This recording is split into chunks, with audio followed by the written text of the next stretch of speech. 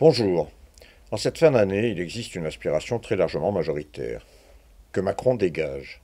Oui, que Macron et les siens, sa cour, ses obligés, ses donneurs d'ordre, ses ministres, anciens ou nouveaux, que tout ce beau monde dégage, avec la politique qu'il impose, tout en étant ultra-minoritaire dans le pays. Emmanuel Macron est le point de convergence de tous les mécontentements. Jamais un président avant lui, même pas Hollande ou Sarkozy, n'avait concentré à ce point la haine des Français qui veulent le rejeter. À travers Macron, c'est le système, le capitalisme et ses méfaits que les Français veulent balayer. Macron, c'est d'abord le choix de privilégier les plus favorisés au détriment de millions et millions de Français. Avec l'élection de Trump aux USA, les travers macroniens vont être décuplés. La situation en France va empirer. Les Échos, journal patronal bien informé, indiquent que l'élection américaine signifie, je cite, que les nuages de la régulation s'éloignent, les conditions financières s'assouplissent et les conditions macroéconomiques favorables aux États-Unis continuent de briller. En d'autres termes, le cours du Bitcoin bat tous les records, l'indice Dow Jones s'envole, les spéculateurs exultent. Eh bien, les capitalistes à travers le monde en général et en France en particulier espèrent bien profiter de cette situation. Du coup, l'emploi, le salaire, les capacités des Français de vivre tout simplement, d'être reconnus, respectés, sont directement attaqués. Michelin donne le ton avec l'annonce de la suppression de 1254 emplois et la fermeture de sites tels Cholet ou Vannes. Dans la distribution, c'est Auchan qui prend le relais, avec la fermeture de sites et la liquidation de 2389 emplois. Michelin et Auchan n'ont fait qu'inaugurer une longue liste qui rappelle les années 2010, en pire. On croyait alors avoir vécu une fois pour toutes un désastre général avec une succession de plans dits sociaux. De Goodyear à Continental, en passant par PSA, Renault, Airbus, Natixis, Saint-Gobain, Crédit Agricole, Doux, SFR et quelques autres, le tout accompagné de son cortège de misère. On croyait que le drame ne pourrait plus se reproduire. Eh bien, c'était une erreur. Non seulement nous y sommes, mais en pire.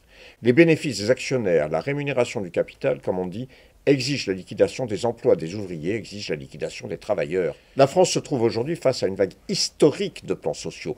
200 entreprises, tous secteurs confondus, sont selon les organisations qui se trouvent au plus proche du terrain, directement concernées. Au premier titre, on trouve l'industrie, ou ce qu'il en reste, l'automobile ou encore la chimie. Déjà, des faillites en cascade se déclarent. 300 000 emplois sont menacés. Emmanuel Macron et Michel Barnier sont porteurs d'une politique de l'offre dont les effets sont dévastateurs. Selon la société Altares, qui recense tous les dépôts de bilan, je cite, « Nous nous acheminons cette année vers un chiffre de 67 000 défauts d'entreprises. C'est une situation économique que la France n'avait jamais connue. » Les entreprises de taille intermédiaire et les petites et moyennes entreprises sont en première ligne. En réalité, sous prétexte de la création d'emplois, Macron et Barnier ont multiplié les dons ou aides multiples qui atteignent des milliards et milliards d'euros, ont rempli les poches des capitalistes, des gros actionnaires, souvent sans contrepartie, au détriment des travailleurs, des ouvriers, des salariés, des petits patrons, au détriment de la France en général. Décidément, ces gens sont nocifs. Pour l'intérêt général, le sentiment répandu est qu'ils doivent dégager. Avec l'entreprise privée, c'est aussi évidemment le public qui est directement attaqué.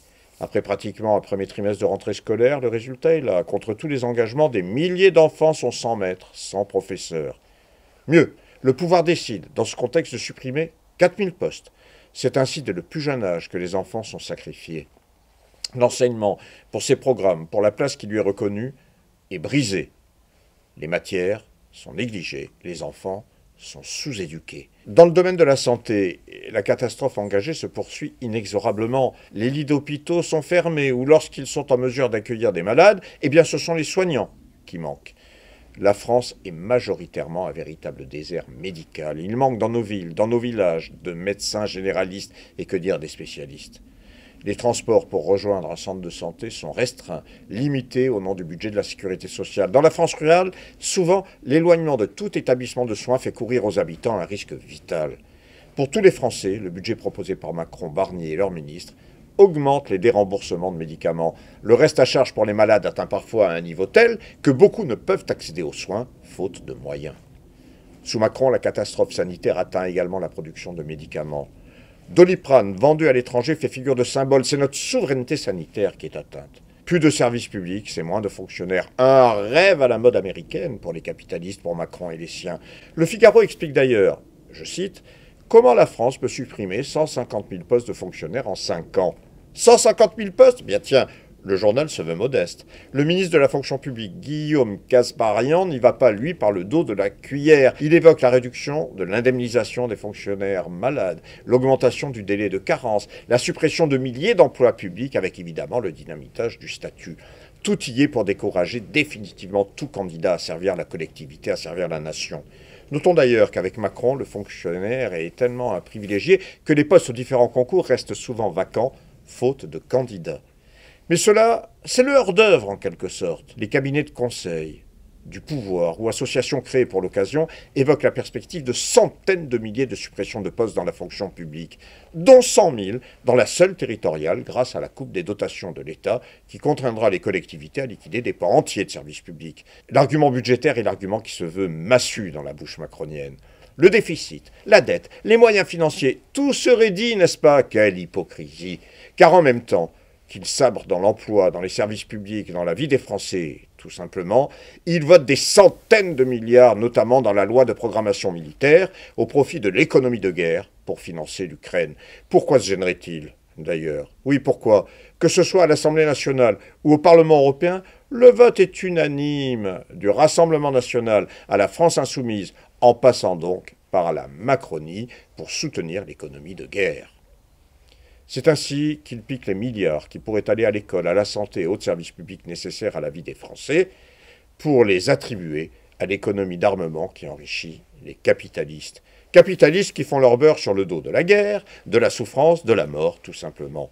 C'est ainsi aussi que Macron et les siens joignent leurs efforts à ceux de Biden, Poutine, Zelensky et quelques autres pour faire peser une menace grandissante sur la sécurité du monde en général et donc sur la sécurité des Français. On comprend mieux le sentiment majoritaire. Macron et les siens doivent dégager, car rien n'est épargné.